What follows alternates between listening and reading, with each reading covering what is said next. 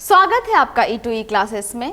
आज हम इस वीडियो में बात करेंगे पद्यांश के ऊपर। सीटेट का एग्ज़ाम होने वाला है और पैसेज को बहुत ही ध्यानपूर्वक, बहुत ही बारीकी से अध्ययन करके उसके सही उत्तर तक पहुंचना एक चुनौती होती है। तो यह सीरीज आपको उपलब्ध हो रहा है, इसके माध्यम से आप अलग अलग पैसेज को सॉल्व करते हुए पाएंगे, काव्य की पंक्तियों के अर्थ समझना सीखेंगे और फिर उसके पश्चात आपके लिए काफ़ी सरल हो जाएगा कि आप बिल्कुल आसानी से किसी भी काव्यांश के, किसी भी पद्यांश के प्रश्नों का सही उत्तर प्राप्त कर सकेंगे। तो चलिए शुरू करते हैं।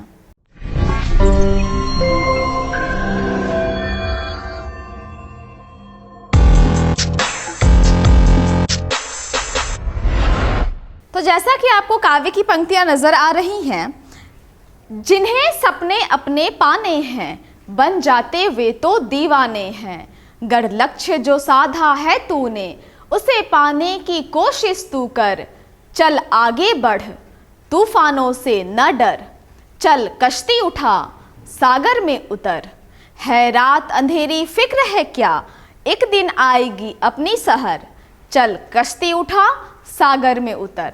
तो जैसे ही आप कविता की पंक्तियों को पढ़ेंगे तो आपके मन मस्तिष्क में एक तो सबसे बात यह आनी चाहिए कि सबसे उपयुक्त उत्तर की तलाश करनी है। उसी को ध्यान में रखकर आप प्रश्न पढ़ेंगे और कविता की पंक्तियों के अर्थ को यदि देखें तो जिन्हें सपने अपने पाने हैं, जो भी आपने अपने जीवन में लक्ष्य को निर्धारित किया है, आप उसको पाने के लिए आगे बढ़ते हैं तो एक दीवानापन चाहिए, एक दीवानगी चाहिए। अर्थात इसका मतलब ये होता है कि ऐसा नहीं कि अभी नींद आ रही है तो सो जाते हैं, अभी मन नहीं कर रहा है तो नहीं पढ़ रहे हैं, या जो भी आप लक्ष्य निर्धारित किए हैं उस लक्ष्य के आधार पर आपको उस क्षेत्र में मेहनत करनी होती है। तो मेहनत करने में कोताही नहीं होनी चाहिए, एक दीवानापन होना चाहिए। ये दो पंक्तियों का अर्थ हुआ।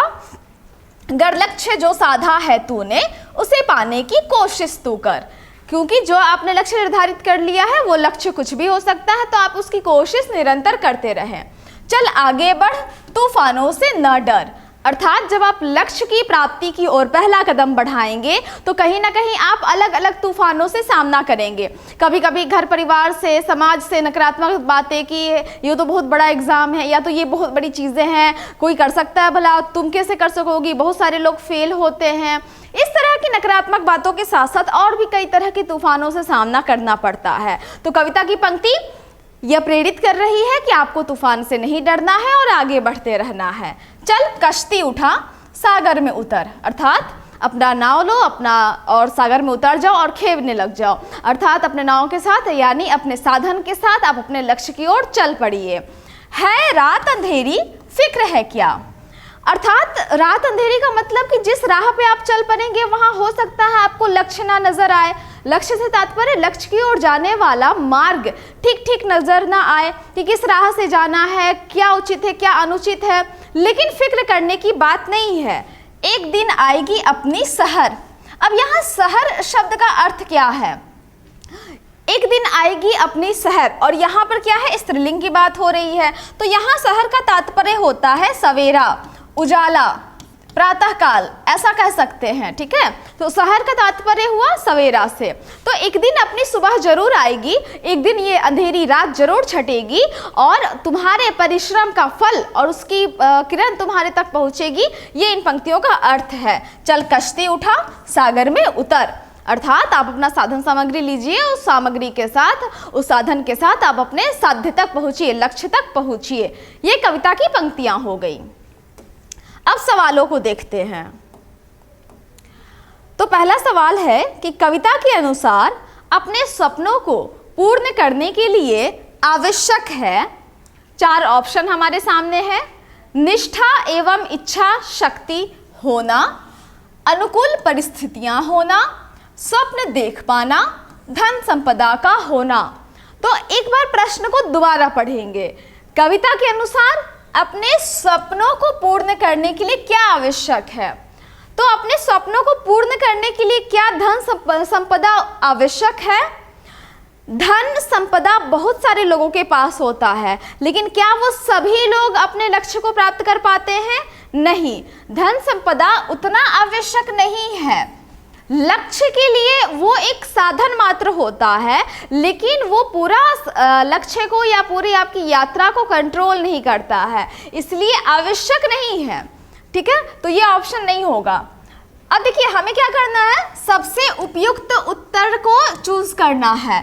तो ये सारे थोड़े थोड़े पास पास में आपको सही लगेंगे, लेकिन सबसे सही, सबसे सटीक जहां एक भाव नजर आएगा वहां हमें पहुंचना है।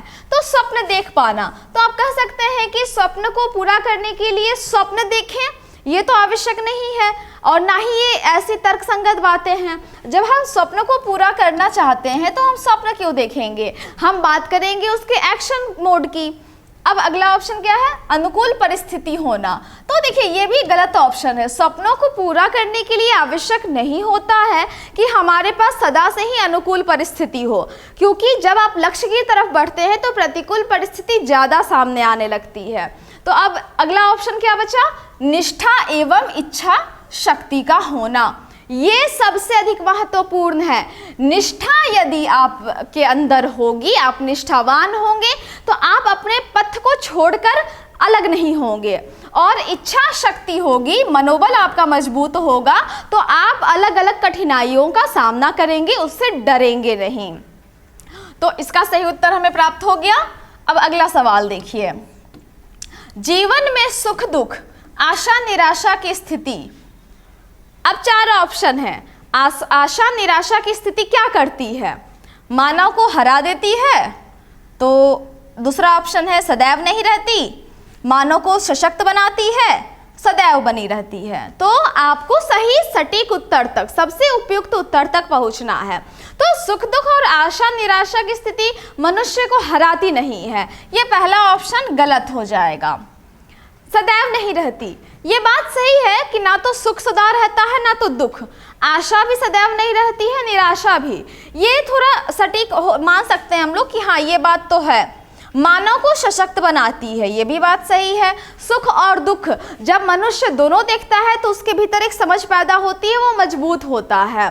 फिर सदैव बनी रहती है, ये भी बात सही है कि सुख दुख की स्थिति जो है, आशा निराशा की स्थिति सदैव बनी रहती है। अब ये 3 ऑप्शन में आपको लगभग लग रहा है कि इन तीनों में से कोई भी उत्तर हो सकता है, भाव सभी में नजर आ रहे हैं, लेकिन आपको सबसे उपयुक्त उत्तर तक पहुंचना है। तो फिर एक बार इन तीनों का अध्ययन करते हैं कि सुख दुख आशा निराशा की स्थिति सदैव नहीं रहती, और एक जगह ऑप्शन है सदैव बनी रहती है।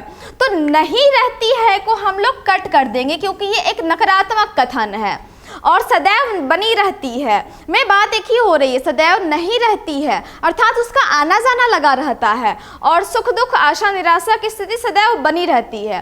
तो एक आता है एक जाता है, तो भाव दोनों में एक ही है। मानव को सशक्त तो बनाती है, ठीक है, लेकिन ये आवश्यक नहीं है कि सभी मनुष्य को सशक्त बनाए। अब हम इसकी संभावना पे बात करेंगे। तो जब एक व्यक्ति के पास, मान लीजिए 2 व्यक्ति है, दोनों के पास सुख और दुख आशा निराशा की स्थिति आई, कोई उससे मजबूत होकर और आगे बढ़ जाता है, कोई वहीं टूटकर अपने कार्य को छोड़ देता है और पीछे चला जाता है। तो ऐसा नहीं है कि सुख दुख आशा निराशा की स्थिति मनुष्य को सदा ही सशक्त बनाती है, उसका एक अपना ग्राफ है और अलग अलग व्यक्तियों के ऊपर अलग अलग काम करता है। इसलिए हमारे पास जो ये चौथा ऑप्शन है ना, कि जीवन में सुख दुख आशा निराशा की स्थिति सदैव बनी रहती है, ये हमारा सही उत्तर हुआ, क्योंकि सदैव बनी रहती है आशा और निराशा की स्थिति, इसमें कोई दो राय नहीं है। अब अगला सवाल देखें, शहर का अर्थ क्या है। तो पैसेज पढ़ते समय ही हमने ये देखा कि शहर का अर्थ मैंने आपको सवेरा बताया था, सवेरा और सुबह ये लगभग एक ही है। प्रातः काल भी आप यहाँ पर पाएंगे तो बात एक ही होगी। तो हमारा पहला सही आंसर तो यही मिल गया, रात होगा नहीं, शाम होगा नहीं, और निराशा भी गलत ऑप्शन है। तो ये तो बहुत जल्दी सॉल्व हो गया। अब अगला सवाल देखिए, कविता की कौन सी पंक्ति मनुष्य के मनोबल को बढ़ाती है। तो पहला ऑप्शन, गढ़ लक्ष्य जो साधा है तूने, ठीक है। दूसरा, जिन्हें सपने अपने पाने हैं, ठीक है। एक दिन आएगी अपनी सहर, एक दिन हमारा उजाला आएगा, चल कश्ती उठा सागर में उतर। तो अब देखिए इन चारों पंक्तियों में हमें क्या करना है, सबसे उपयुक्त उत्तर पर जाना है। ठीक है, ये सबसे पहले ध्यान रखना है। सीटेट का एग्जाम आप दे रहे हैं और पैसेज आपको क्लियर करना है, तो यहाँ पर सबसे सटीक तक जाएंगे। तो पहला ऑप्शन क्या बोल रहा है, गढ़ लक्ष्य जो साधा है तूने, अर्थात इस पंक्ति में बात हो रही है कि हाँ तूने लक्ष्य साधा है, लेकिन इस पंक्ति से मनोबल नहीं बढ़ रहा है, तो ये ऑप्शन गलत हो जाएगा। जिन्हें सपने अपने पाने हैं, तो ये एक सामान्य कथन है कि जिन्हें सपने अपने पाने हैं वो उस दिशा में कार्य करेंगे। इस पंक्ति से भी मनोबल नहीं बढ़ रहा है। एक दिन आएगी अपनी सहर, हाँ ये थोड़ी बात लग सकती है कि जब आप निरंतर प्रयास कर रहे हैं, थोड़ी हिम्मत जो है वो टूटने लगती है, तो लगता है मन में एक भाव जगता है कि एक दिन तो उजाला होगा, एक दिन तो अंधकार छटेगा। तो ये बात कह सकते हैं कि ये ऑप्शन थोड़ा इस प्रश्न के भाव से मैच कर रही है। लेकिन चौथा देखिए, चल कश्ती उठा सागर में उतर, ये क्या है, कर्म प्रधान पंक्ति हो गई।